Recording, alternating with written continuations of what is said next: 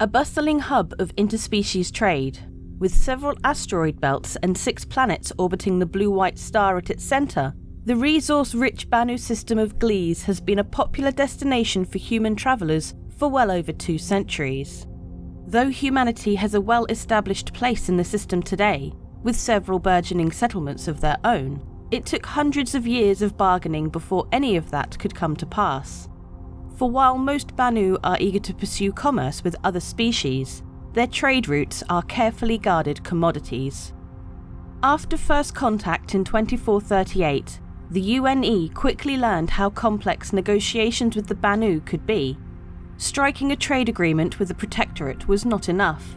To get access to individual systems required diplomatic delegates to strike separate bargains with everyone from a variety of planetary governing bodies, all the way down to navigational Suli for map data.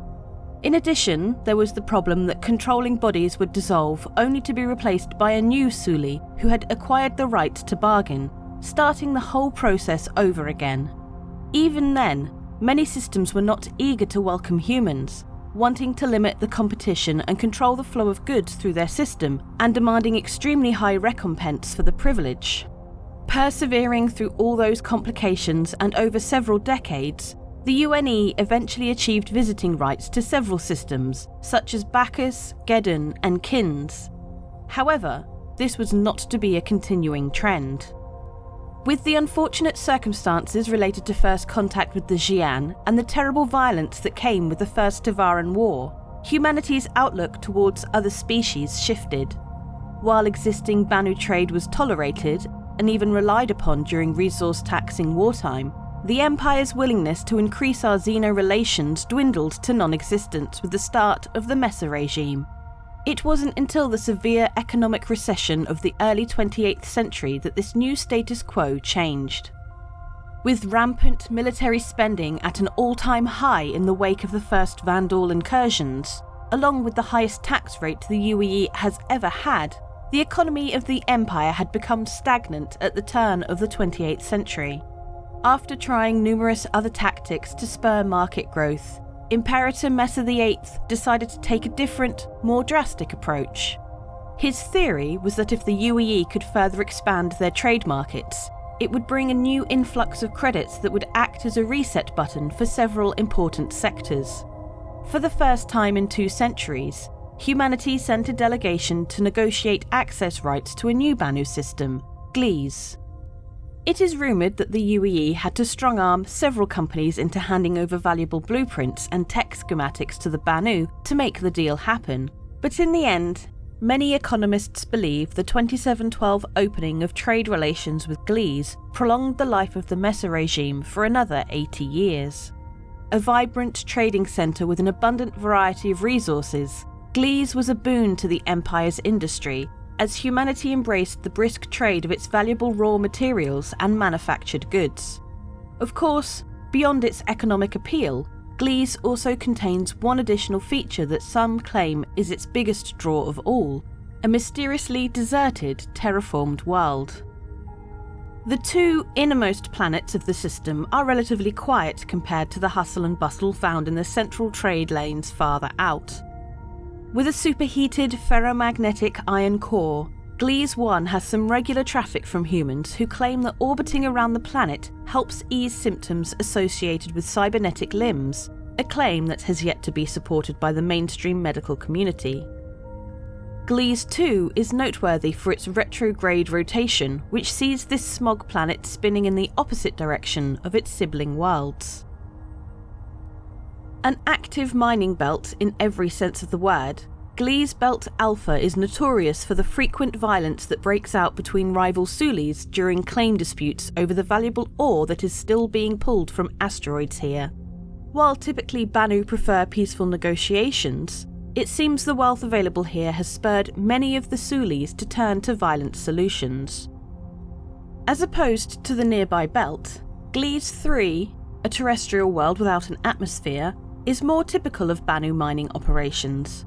Its various guilds form a shifting landscape of outposts and mining installations, as control of territories regularly changes hands from Suli to Suli. When humans first arrived in Gliese, they were shocked to discover a fully terraformed utopia that had 0 Banu residing on it.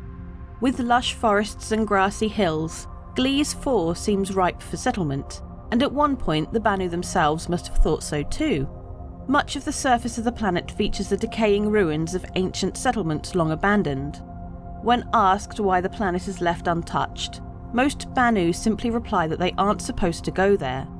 This common refrain has earned the planet the nickname No-Go amongst humans visiting the system.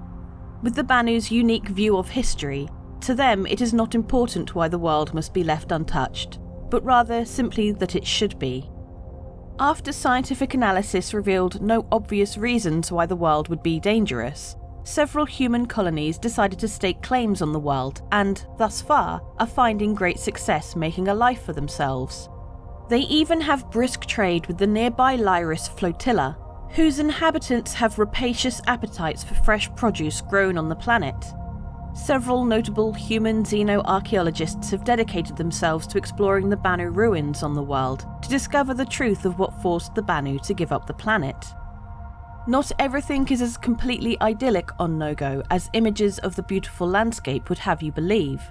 Several outlaw groups have established themselves here, taking advantage of the lack of a formal government and military to prosper, especially since Banu mercenaries will not enter the atmosphere. However, new information has come to light that may be giving those using Gliese 4 as a hideout second thoughts. A recent declassification under the Historical Truth Act has revealed that the UEE utilised a secret program called Project Eclipse to target a particularly dangerous insurgent group living on the world with elite stealth bombers. The heart of commerce in the system, Lyris Flotilla is composed of a semi-permanent mooring of various stations and large vessels that form a massive trade hub. Almost all ore and other resources collected in the system pass through Lyris on their way to dozens of other systems. With so many visitors stopping at the flotilla every day, there is an incredible melange of food, shopping and entertainment to be found throughout its various wings and halls. By dating some of the oldest structures which are part of the flotilla, it is theorised that the first ships gathered here when Gliese 4 was first vacated, eventually forming into the structure that exists today. Having been more easily mined than Alpha Belt, Gliese Belt Beta draws more attention from salvagers looking to harvest materials from older outposts and abandoned rigs than it sees from miners. Thick clouds of dense water vapour cover the surface of Gliese 5, which is dotted by orbiting condensers.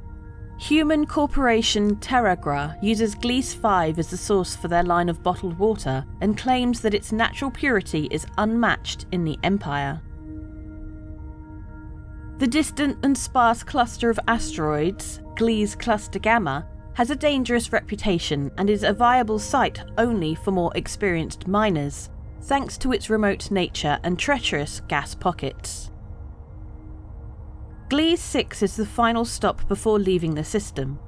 This distant and barren protoplanet is littered with luck offerings left by new trade Sulis before starting their first journey.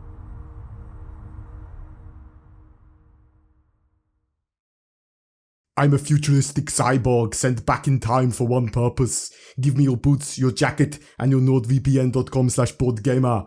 Get NordVPN if you want to live on the internet. It's the only thing that will protect you against Skynet and my Terminator impression. It gives you greater accessibility, security, and privacy on the internet as well. You should use the links below.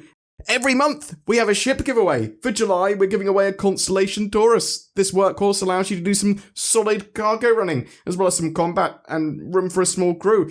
It's just a great all-round mission runner and awesome ship to experience Star Citizen with. This comes with access to the game and lifetime insurance as well. All you need to do to be in for a chance of winning that is comment on any of my videos made during July. Each video is another chance to win. More details in the description below. Please consider supporting the channel with the join button under my videos or via Patreon, links below to all of that. It goes a long way in helping us to be able to make daily Star Citizen content and Zin's lore videos, all that sort of jazz. Thank you so much to all the glorious members that already do that. Thank you. You can always help as well by sharing, liking, subscribing, and getting involved in the comments section. And thank you very much for those of you that watched to the end. It is appreciated.